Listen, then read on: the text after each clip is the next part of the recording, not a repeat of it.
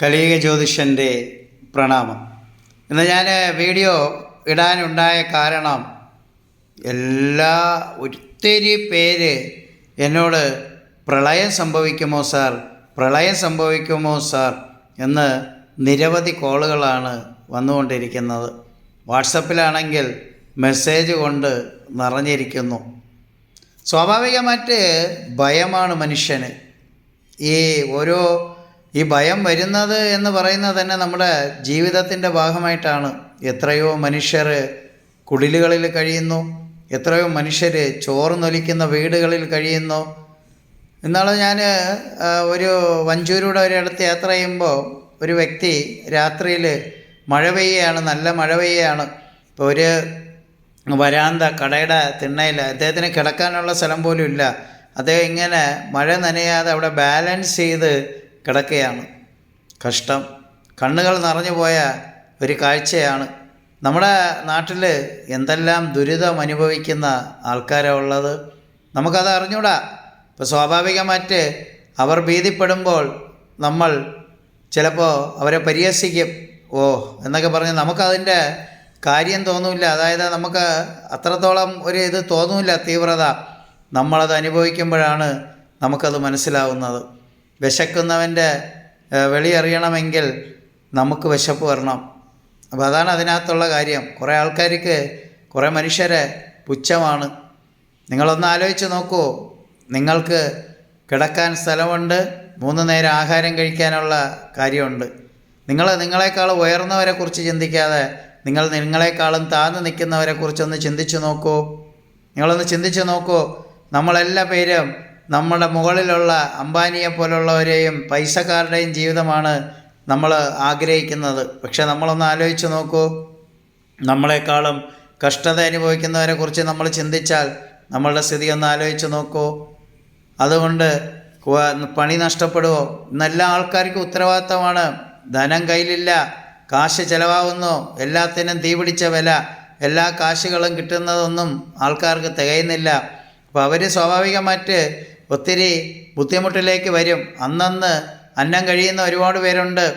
നമ്മൾ ഈ കാര്യങ്ങൾ നോക്കുമ്പോൾ നമ്മൾ വിചാരിക്കും ഗവൺമെൻറ് ജോലിക്കാർ. ഇന്നാൾ 2-3 പേരിവിടെ വന്നു, ഗവൺമെൻറ് ജോലിയുള്ളവരാണ്. അപ്പോൾ അവർ എൻ്റെ അടുത്ത് പറഞ്ഞതാണ്, സാർ ഞങ്ങൾക്ക് ആരടുത്തും കടം ചോദിക്കാൻ പോലും പറ്റില്ല, ഇനി കടം ചോദിച്ചാൽ അത് കിട്ടിയില്ല.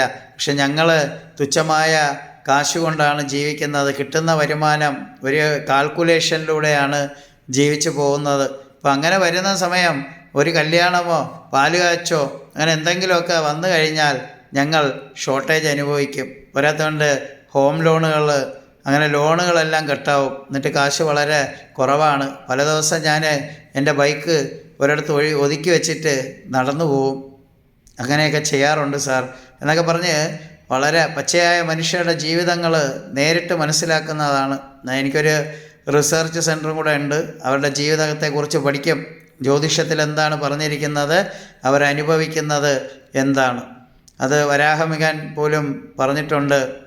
ഇത് രചിക്കുന്ന കാലഘട്ടത്തെയും മനുഷ്യ ജീവിതത്തെയും നിരീക്ഷിച്ചുകൊണ്ട് പ്രവചനം നടത്തണം. അല്ല ഉള്ള കാലം മൊത്തം ഇതേപടി നിങ്ങൾ ചെയ്യരുത്. കാലഘട്ടത്തിനനുസരിച്ച് മനുഷ്യൻ്റെ സ്വഭാവം മാറും, പ്രകൃതിയുടെ രീതി മാറും, എല്ലാം വ്യത്യാസം വരും. അപ്പോൾ അദ്ദേഹം അത്രത്തോളം ദീർഘവീക്ഷണമുള്ള ഒരു വ്യക്തിയായിരുന്നു. പല ജ്യോതിഷ ഗ്രന്ഥങ്ങൾ എടുക്കുമ്പോഴും അതിൽ എഴുതാറുണ്ട്. പബ്ലിഷ് ചെയ്യുന്നത് അല്ലെങ്കിൽ അതിനെക്കുറിച്ച് ബുക്ക് എഴുതുന്നവരൊക്കെ പല ഗ്രന്ഥങ്ങളിലും എഴുതും. അത് കാലഘട്ടത്തെയും മനുഷ്യ ജീവിതത്തെയൊക്കെ നിരീക്ഷിച്ചുകൊണ്ട് അത് ചെയ്യണം എന്ന്.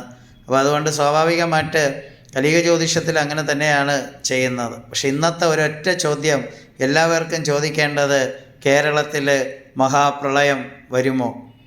ഞാനത് പറഞ്ഞു, 12 വർഷത്തിലൊരിക്കലാണ് മഹാപ്രളയം വരുവാനുള്ള ചാൻസ് ഉള്ളത്. അപ്പോൾ ഇതൊക്കെ സ്വാഭാവികമായിട്ട് ഇങ്ങനെ സംഭവിക്കാം. വേലിയേറ്റവും വേലിയിറക്കവും വരുന്ന സമയത്ത് ഒരു കാരണവശാലും നമുക്ക് ഡാമുകൾ തുറന്നു വിടാൻ പാടില്ല. അത് വളരെ ശ്രദ്ധിക്കേണ്ട ഒരു കാര്യമാണ്. അപ്പോൾ കടൽ വെള്ളം എടുക്കില്ല. കടൽ വെള്ളം എടുക്കാതെ വന്നു കഴിഞ്ഞാൽ നമുക്ക് പ്രോബ്ലം വരും. അങ്ങനെയൊക്കെ ഉള്ള ഒരു സിറ്റുവേഷൻ വരുമ്പോഴാണ് മഹാപ്രളയം വരുന്നത്. അല്ലെങ്കിൽ മഹാപ്രളയം വരാനുള്ള ചാൻസ് കുറവാണ്. ഇപ്പോഴത്തെ ഇതനുസരിച്ച് മഹാപ്രളയം കേരളത്തിൽ വരാനുള്ള ചാൻസ് ഇല്ല. പിന്നെ ചെറിയ ചെറിയ പ്രളയങ്ങളൊക്കെ വരും. അത് സ്വാഭാവികമായിട്ട് പ്രകൃതിയുമായിട്ടുള്ള ഇനിയുള്ള കാലം അങ്ങനെ പോവുള്ളൂ. നമ്മൾ തന്നെ മനുഷ്യൻ തന്നെ മനുഷ്യന് ആപത്ത് വരുത്തുകയാണ്. പ്രകൃതിയെ ദ്രോഹിച്ചുകൊണ്ട് ഓരോ പ്രോബ്ലങ്ങൾ ചെയ്യുമ്പോൾ അത് നമുക്ക് തിരിച്ചടികളുണ്ടാവും. പിന്നെ കാലാവസ്ഥയുടെയും ഗ്രഹങ്ങളുടെയും പ്രകൃതിയുടെയൊക്കെ കുറേ കാര്യങ്ങളുണ്ട്. ഇപ്പം ചന്ദ്രനിലും സൂര്യനും ഭൂമിയും ഇത് വെച്ചിട്ടാണ് നമുക്ക് കാര്യങ്ങൾ കാൽക്കുലേറ്റ് ചെയ്യാൻ പറ്റുന്നത്. ബാക്കിയുള്ള ഗ്രഹങ്ങളൊക്കെ അവർ മുഖാന്തരമാണ് നമുക്ക് നോക്കുന്നത്. അപ്പോൾ അങ്ങനെ വെച്ച് നോക്കുന്ന സമയത്ത് ഇപ്പോൾ ഒരു മഹാപ്രളയം ഒന്നും നമ്മുടെ നാട്ടിൽ വരാനുള്ള ചാൻസ് ഇല്ല. മഹാപ്രളയത്തിൻ്റെ കാര്യമാണ് പറഞ്ഞത്. മഹാപ്രളയം എന്ന് പറഞ്ഞാൽ നമ്മൾ അനുഭവിച്ചത് 2018 നമ്മൾ അനുഭവിച്ചതാണ് പ്രളയമെന്ന് പറയുന്നത്. സ്വാഭാവികമായിട്ട് അങ്ങനെ ഒരു പ്രളയമൊന്നും വരാനില്ല. പിന്നെ കാലാവസ്ഥയുടെ കുറച്ച് ഇതേപോലെയുള്ള ഇത് നല്ല രീതിയിൽ കാലാവസ്ഥ നമുക്ക് കിട്ടും, മഴയൊക്കെ കിട്ടാനുള്ള ചാൻസസ് ഉണ്ട്. അപ്പോൾ അതിനനുസരിച്ച് നമ്മുടെ ഗവൺമെൻറ് പറയുന്നതിനനുസരിച്ച് നമ്മൾ കാര്യങ്ങളൊക്കെ മുന്നോട്ട് പോകണം. മാറി താമസിക്കേണ്ടവർ മാറി താമസിക്കണം. അലർട്ട് പ്രഖ്യാപിക്കുമ്പോൾ നമ്മൾ കെയർ കൊടുക്കണം. ഇതൊക്കെ നമ്മൾ ചെയ്യണം. ഇതൊക്കെ സ്വാഭാവികമായിട്ട് നമുക്കെല്ലാം ജാഗ്രത മതി. നമ്മൾ ഈ ഭയക്കരുത്, ഒരുപാട് ഭയക്കരുത്. എന്ത് വന്നാലും നമ്മൾ ഭയക്കരുത്. ഭയന്നാൽ പിന്നെ നമുക്ക് നമ്മുടെ ദുഃഖത്തിന് കാരണമാവും, നമ്മുടെ നാശത്തിന് കാരണമാവും. എല്ലാം ഭയത്തിൽ നിന്നുണ്ടാവും. സ്വാഭാവികമായിട്ട് നമ്മളത് നേരിടും. നമ്മളെ സൃഷ്ടിച്ച ഭഗവാൻ അതിനുള്ള അവസരം നമുക്ക് തരും. അതുകൊണ്ട് സ്വാഭാവികമായിട്ട് നിങ്ങളെല്ലാ പേരും ആശ്വാസത്തോടു കൂടി ഭയപ്പെടാതെ ജാഗ്രതയോടുകൂടി ഇരിക്കണം. അപ്പോൾ നമ്മൾ ഇന്ന സ്ഥലത്ത് ഉരുൾ പൊട്ടും, അല്ലെങ്കിൽ ഇന്ന കാര്യങ്ങൾ സംഭവിക്കും, പ്രളയം സംഭവിക്കും എന്നൊക്കെ നമ്മൾ ഒരുപാട് പേർക്ക് നമ്മൾ കൊടുക്കുന്ന ടാക്സിൻ്റെ പണം കൊടുത്ത് ഒരുപാട് ഉദ്യോഗസ്ഥരെ നിയോഗിച്ചിട്ടുണ്ട്.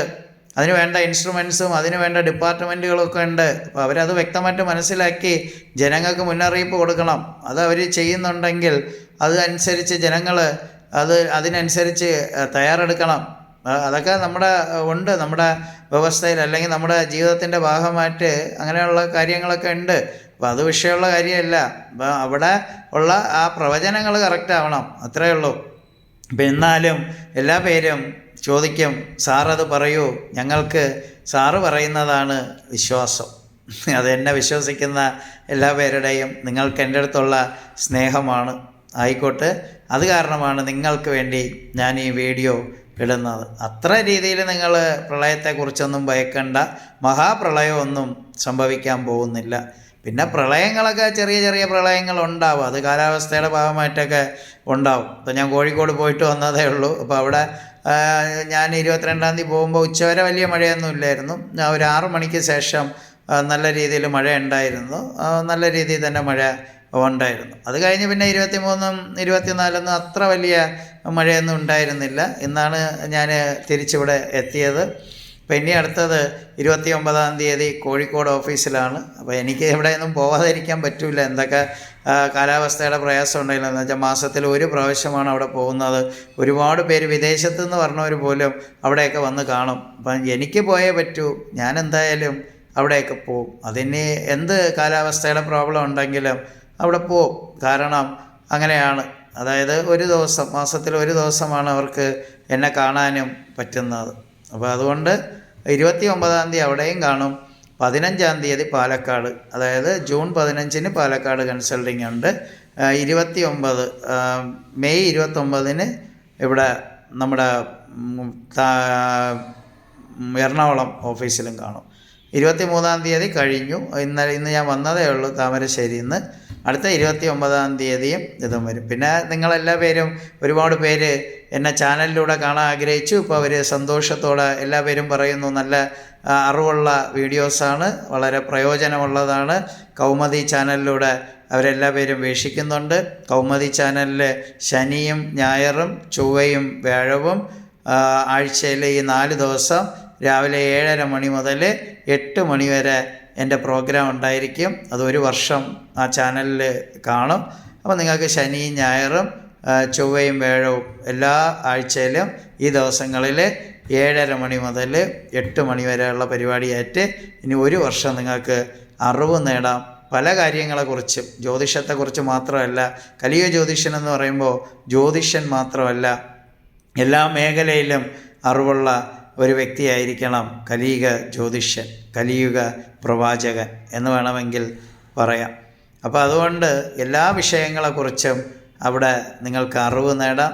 നിങ്ങൾക്ക് ചോദ്യങ്ങൾ വല്ലതും ഉണ്ടെങ്കിൽ വാട്സപ്പിൽ ഇന്ന വീഡിയോ ഉൾപ്പെടുത്തണമെന്ന് പറഞ്ഞാൽ ആ വിഷയത്തെക്കുറിച്ച് സംസാരിച്ച് ഇടുന്നതായിരിക്കും. നിങ്ങളെല്ലാ പേരും കൗമുദി ചാനലിലൂടെ എന്നെ കാണണം. എൻ്റെ പരിപാടി കാര്യം നിങ്ങൾക്ക് ഒരുപാട് അറിവ് അവിടെ നിന്ന് ലഭിക്കും. ശരിയായിട്ടുള്ള അറിവുകൾ അവിടെ നിന്ന് ലഭിക്കും. ഒരിക്കലും മാനിപ്പുലേറ്റഡ് ആയിട്ടുള്ള ഗ്രന്ഥങ്ങളിലുള്ള അറിവല്ല, അല്ലെ പച്ചയായ ജീവിതങ്ങളിലേക്ക് ജ്യോതിഷം എന്ത് പറയുന്നു, ഈ കാലത്ത് മനുഷ്യർക്ക് എന്ത് നേരിടുന്നു, അങ്ങനെയുള്ളത് റിസർച്ച് ചെയ്യുന്ന സ്ഥാപനമാണ് കലിയുഗ ജ്യോതിഷം. അതുകൊണ്ടാണ് നാൾക്ക് നാൾ കലിയുഗ ജ്യോതിഷത്തിലെ തിരക്ക് വർദ്ധിച്ചു കൊണ്ടേയിരിക്കുന്നു. അത് ഇപ്പോഴും ഞാൻ രാവിലെ 4 മണി തൊട്ട് രാത്രി 2 മണി വരെ ജോലി ചെയ്യും. അതുകൊണ്ട് തീർച്ചയായും നിങ്ങൾ കൗമുദി ചാനലിലൂടെ ആ പ്രോഗ്രാം കാണൂ. നിങ്ങൾ എല്ലാത്തിനെക്കുറിച്ചുള്ള അറിവ് അവിടെ നിന്ന് നേടിയെടുക്കൂ. കലിയുഗം പ്ലസ് ജ്യോതിഷം പ്ലസ് ശാസ്ത്രം, ഇതും കൂടെ ഇങ്ങനെയുള്ളൊരു പരിപാടിയാണ് പ്രവചന കുലപതി കലിയുഗ ജ്യോതിഷൻ ഡോക്ടർ സന്തോഷ് നായർ എന്ന ടൈറ്റിലിലൂടെ അവതരിപ്പിക്കുന്നത്. നിങ്ങൾക്കെല്ലാവർക്കും കലിയുഗ ജ്യോതിഷൻ്റെ നന്ദി, നമസ്കാരം, പ്രണാമം.